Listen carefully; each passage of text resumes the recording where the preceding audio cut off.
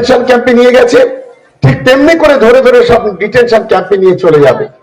আপনার বাড়ি, আপনার গাড়ি, আপনার সন্তান, আপনার বাচ্চা, এই কাপুরুষের দলেরা তার কোনো মায়া মমতা বুঝবে না।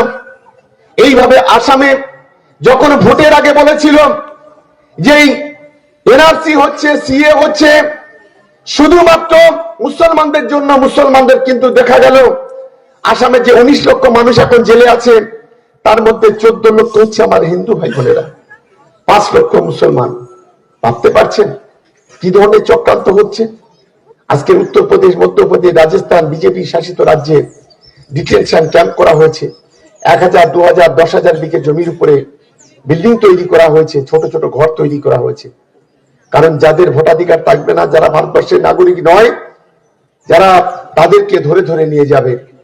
আমাদের রাজ্যের কাছে জমি চেয়েছিল, মমতা বন্দ্যোপাধ্যায় বললেন ডিটেনশন ক্যাম্পের জন্য জমি, আমার জীবনের শেষ রক্তবিন্দু থাকতে 8-6 জমি আমরা দেবো না। আমাদের জমি আমরা দিইনি, সরকার দেয়নি। তাই আমি আপনাদের কাছে অনুরোধ করব, আগামী দিনের যে লড়াই, এই লড়াই আপনার আমার সন্তানদের রক্ষা করার লড়াই, এই লড়াই আপনার আমার সম্পদের রক্ষা করার লড়াই, এই লড়াই আমাদের হিন্দু মুসলমানের ঐক্যের লড়াই, এই লড়াই আমাদের সম্প্রীতির লড়াই, একতার লড়াই। আজকে দাঙ্গাবাজ বিজেপি আর তার দোসর হচ্ছে আইএসএফ, এই দুটো দলকে বাংলা থেকে সমূলে উৎখাত করতে হবে, শেকড়টাকে তুলে গঙ্গা জলে ফেলে দিতে হবে। এটাই হচ্ছে আমাদের লক্ষ্য। বিজেপি যদি ক্ষমতায় আছে কেউ ভালো থাকতে পারবে না। আজকে উত্তরপ্রদেশে প্রতি 2 মিনিটে একজন করে মা ধর্ষিতা হয়, গ্রামের পর গ্রাম বুলডোজার দিয়ে ভেঙে দেওয়া হয়। বিজেপি শাসিত রাজ্যগুলোতে গোটা রাজ্য জুড়ে অস্থিরতা তৈরি করা হয়। কে কি খাবে, কে কি পরবে, কে গরুর মাংস খাবে, কে কাঁকড়া খাবে, কে মাছ খাবে, সেটা ঠিক করে দেয় সেই রাজ্যের সরকার। কে কি পরবে সেটা ঠিক করে দেবে সেই রাজ্যের সরকার। আমাদের সকলের, বাংলাদেশের মানুষের স্বাধীনতা কেড়ে নিতে চাইছে এই দাঙ্গাবাজের সরকার। তাই আমি সকলকে অনুরোধ করব, আগামী দিনে বাংলা মাকে রক্ষা করতে হবে, বাংলাকে রক্ষা করতে হবে। মমতা বন্দ্যোপাধ্যায় আমাদের নেত্রী, অভিষেক বন্দ্যোপাধ্যায় আমাদের নেতা, পার্টি হচ্ছে আমাদের মায়ের মতো এক পবিত্র। তাই এই জায়গাটাকে দাঁড়িয়ে মমতা বন্দ্যোপাধ্যায়কে যদি 4র্থবারের জন্য মুখ্যমন্ত্রী করতে হয়, তাহলে সর্বশক্তি দিয়ে আমাদের ঝাঁপিয়ে পড়তে হবে সাম্প্রদায়িক দাঙ্গাবাজি বিজেপির বিরুদ্ধে। যদি আজকে লক্ষ্মীর ভান্ডার রাখতে হয়, যদি আজকে কৃষক বন্ধু রাখতে হয়, যদি আজকে স্বাস্থ্যসাথী কার্ড রাখতে হয়, যদি আজকে বিভিন্ন স্কিমগুলো চালু রাখতে হয়, তাহলে তৃণমূল কংগ্রেস ছাড়া, মমতা বন্দ্যোপাধ্যায় ছাড়া বিকল্প কোনো রাস্তা নেই। আজকে আমরা অবাক হচ্ছি, হিয়ারিং হচ্ছে, 90 বছরের মানুষ, 80 বছরের মানুষ হাঁটতে পারে না, তাদেরকে ধরে ধরে নিয়ে যাচ্ছে। কেউ অ্যাম্বুলেন্স করে এসে হসপিটালে মৃত্যুর মুখে পাঞ্জা লড়ছে, তাকে হিয়ারিং এ আসতে হচ্ছে।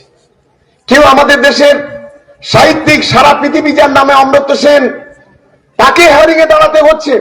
ভাবতেই পারছি না, যারা একেবারে পঙ্গু মানুষ, হুইল চেয়ারে করে তাদেরকে হিয়ারিং এর লাইনে দাঁড় করাতে হচ্ছে। অনেকে স্ট্রোক হয়ে মারা যাচ্ছে। এদের কোনো, এরা হচ্ছে কাপুরুষ, এরা 4 পেয়ে জন্তুর চাইতে খারাপ, এদের কোনো মায়া নেই, দয়া নেই। মাননীয় মুখ্যমন্ত্রী 5টা চিঠি পাঠিয়েছে ইলেকশন কমিশনকে যে আপনি এগুলো বন্ধ করুন। মানুষের মৃত্যু নিয়ে ছিনিমিনি খেলা করবেন না, মানুষের জীবন নিয়ে ছিনিমিনি খেলা করবেন না। আপনি হয় আপনার বিএলওদের বাড়িতে বাড়িতে পাঠান, আপনার অফিসারদের বাড়িতে বাড়িতে পাঠান। এভাবে গরিব মানুষকে তাদের কাজ কাম বন্ধ করে দিয়ে তাকে রাস্তায় দাঁড় করাবেন না, হিয়ারিং এ দাঁড় করাবেন না। কিন্তু অপদার্থ বিজেপি, অপদার্থ ইলেকশন কমিশন, গণেশ কুমার একবারের জন্য কিন্তু দেখছে না। আমি তাই আপনাদের কাছে অনুরোধ করব যে ওরা চক্রান্ত করছে, এই চক্রান্তটাকে আমাদের ব্যর্থ করে আগামী দিনে উন্নয়নের সংলাপের মধ্য দিয়ে আমরা পাড়ায় পাড়ায় যাব, গ্রামে গ্রামে যাব, এবং আগামী নির্বাচনে আমরা এই ক্যানিং বিধানসভা ইতিহাস তৈরি করব। 2021 সালে এই দুর্গাপুরে আমরা 3000 ভোটে হেরেছিলাম, কিন্তু বিধানসভায় জিতেছিলাম আমরা 55,000 ভোটে। কি লাভটা হলো? যারা বিজেপিকে ভোট দিয়েছিলেন, আইএসএফ কে ভোট দিয়েছিলেন, গত 5 বছর আপনারা তাদের টিকি দেখতে পাননি। গ্রামে একটা রাস্তা করতে গেলে তৃণমূল কংগ্রেস, গ্রামে একটা বিদ্যুতের খুঁটি পুঁততে হলে তৃণমূল কংগ্রেস, পাড়ায় একটা অ্যাম্বুলেন্স রাখতে হলে তৃণমূল কংগ্রেস, একটা ট্রান্সফর্মার পুড়ে গেলে তৃণমূল কংগ্রেস। সবকিছু উন্নয়নের সাথে আছে তৃণমূল কংগ্রেস। আমাদের কর্মীরা 24 ঘন্টা আপনাদের সঙ্গে আছে। তাই এদেরকে ভোট দিয়ে খুব বেশি লাভ নেই। তাই আমরা এবারে শপথ নিয়েছি, গতবারে জিতেছিলাম 55,000 আর এবারে জিতবো 1,55,000। এটা হচ্ছে চ্যালেঞ্জ। এই চ্যালেঞ্জ নিয়ে দুর্গাপুরকে এগোতে হবে। আমি আপনাদেরকে কৃতজ্ঞতা জানাই যে গত লোকসভা নির্বাচনে আপনারা এই অঞ্চল থেকে 15,000-এর বেশি ভোটে আপনারা দিয়েছেন। আমার অনুরোধ যে আপনারা আগামী বিধানসভা নির্বাচনে একইভাবে এই লিডটাকে ধরে রাখতে হবে। কিন্তু এই 3টে মাস খুব সাবধান। এই কাপুরুষের দলেরা বিভিন্ন ঢঙে বিভিন্ন রঙে কেউ কথা বলতে পারে, একটা মানুষ টুপি মাথায় দিয়ে পীরজাদার নাম করে নিজেকে, একটা অসভ্য বর্বর, একেবারে একটা অশিক্ষিত মূর্খ চাইতে খারাপ, এবং সবচাইতে বিষয় হলো চরিত্র খারাপ। একটা মেয়েকে 3 বছর ধরে তার সঙ্গে প্রেম ভালোবাসা করে তাকে 3 বছর পরে প্রত্যাখ্যান করেছিল। নাম হচ্ছে বিলকিস। কোর্টে মামলা করেছিল ধর্ষণের কেস, 17 জন উকিল নিয়ে অ্যান্টিসেপ্টিক বেল নিয়ে ঘুরে বেড়াচ্ছে। আর সেই তার কিছু চামচা আছে এই দুর্গাপুরে। আমি তাদেরকে হুঁশিয়ারি দিয়ে বলতে চাই, সময় একদিন শেষ নয়। ভোটটা আসছে 2026, হিসেবটা কিন্তু কড়াই গন্ডায় সুদে আসলে আমরা বুঝে নেব, এটা কিন্তু মাথায় রাখবেন। আরেকটা শুনলাম আবার একটা কোম্পানি, নতুন কোম্পানি একটা খুলে ফেলেছে, হুমায়ুন কবির। খায় না মাকে, সকালে একটা ক্যান্ডিডেট তো বিকেলে একটা ক্যান্ডিডেট। সে আবার বলছে নাকি এখানে প্রার্থী দেবে। তা আমি বলছি বাবা একটা কাজ করে, এখানে প্রার্থী দিয়ে লাভ নেই। তুই নৌসাদ, তোদের যে নেতা আছে অমিত শাহ, নরেন্দ্র মোদী, তাদেরকে একবার ক্যানিং পূর্বে দাঁড় করিয়ে দেখা কত বুকের পাটা তোদের আমরা দেখতে চাই। জামানতটা জব্দ করতে পারলে রাজনীতি ছেড়ে দেবো। ক্যানিং পূর্ব হলো একটা পরিবার, এখানকার হিন্দু, মুসলমান, খ্রিস্টান, আদিবাসী 4টে সম্প্রদায়ের মানুষ আমরা বসবাস করি।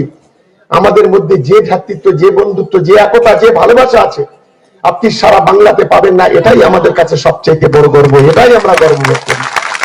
আমি যখন আসছিলাম, আমার মা বোনেরা যখন আমাকে শঙ্করধ্বনি দিয়ে, উলুধ্বনি দিয়ে, ফুল ছড়িয়ে বরণ করছিল, তখন আমি মনে মনে ভাবছিলাম এটাই হচ্ছে সেই বাংলা, যে বাংলা রবীন্দ্রনাথ ঠাকুর, যে বাংলা নেতাজি সুভাষচন্দ্র, যে বাংলায় নজরুল ইসলাম, যে বাংলায় রাজা রামমোহন রায়, যে বাংলায় রবীন্দ্রনাথ ঠাকুরের মতো মানুষ জন্মগ্রহণ করেছেন বলে আজ আমরা বাংলার সম্প্রীতি আজকে রক্ষা করতে পারছি। আমি হিন্দু কি আমি মুসলমান এটা আমার বড় কথা নয়। আমি একজন মুসলিম ছেলে, আমি আমার হিন্দু মা বোনেদের কাছে, ভাই বোনেদের কাছ থেকে যে ভালোবাসা পাই, যে স্নেহ পাই, এটা আমার কাছে অনেক বড় পাওনা। এটাই হচ্ছে সম্প্রীতির বাংলা, এটাই হচ্ছে একতার বাংলা, এটাই হচ্ছে ভালোবাসার বাংলা। যে বাংলাকে আগামী দিনে এগিয়ে নিয়ে যেতে হবে, তার জন্য দরকার মমতা বন্দ্যোপাধ্যায়, তার জন্য দরকার অভিষেক বন্দ্যোপাধ্যায়। আমি তাই আজকের কোরআনবেড়িয়া এলাকায় আপনারা যে উন্নয়নের সংলাপটা যেটা করলেন, আমি মনে করি যতগুলো উন্নয়নের সংলাপ হয়েছে, গতকাল সাকসার আর আজকে দুর্গাপুরে 1 নম্বর হয়েছে। আমি তার জন্য আপনাদের সকলকে ধন্যবাদ, অভিনন্দন, ভালোবাসা জানাই।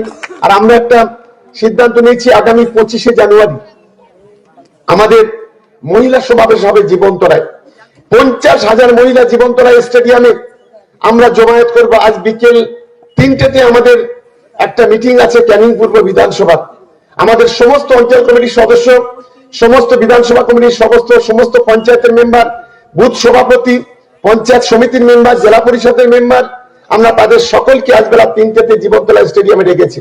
আজকের প্রস্তুতি নেব, যারা আমাদের বিরুদ্ধে ভোটে দাঁড়াতে চায়, যারা ক্যানিং পূর্বে তৃণমূল কংগ্রেসের বিরুদ্ধে ভোটে দাঁড়াতে চায়, আগামী 25শে জানুয়ারি আমাদের মহিলারা প্রমাণ করে দেবে যে শেষ হাসিটা ক্যানিং পূর্বে তৃণমূল কংগ্রেস হাসবে।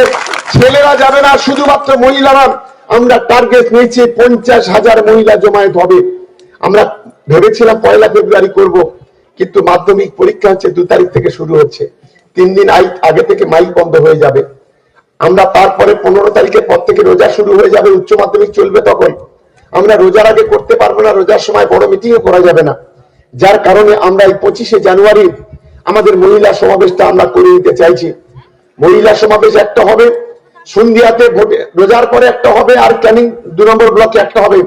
এই 3টে সমাবেশের মধ্য দিয়ে 50,000 করে ধরে নিন, 1.5 লক্ষের বেশি ভোটে তৃণমূল কংগ্রেস ক্যানিং পূর্ব থেকে জিতবে। এটাই হচ্ছে আমাদের শপথ। আমি তাই সকলকে দলের পক্ষ থেকে আজকের এই সংলাপে উপস্থিত হওয়ার জন্য, আমার দিদিরা, আমার বোনেরা, আমার মায়েরা, আমার সমস্ত আমার ছোটরা যারা আছেন, আমার বড়রা যারা আছেন, আমার পিতৃতুল্য মানুষ যারা আছেন, যারা আসতে পারেনি এই গোরনবেড়ি এলাকায়, সে আমাদের পক্ষে হোক আর বিপক্ষে হোক, সর্বস্তরের মানুষকে আমি ক্যানিং পূর্ব বিধানসভার পক্ষ থেকে রাজ্য সরকারের পক্ষ থেকে আপনাদের ধন্যবাদ, অভিনন্দন, ভালোবাসা, নমস্কার, প্রণাম, সালাম, শ্রদ্ধা জানিয়ে আমার বক্তব্য শেষ করছি। জয় হিন্দ, বন্দে মাতরম।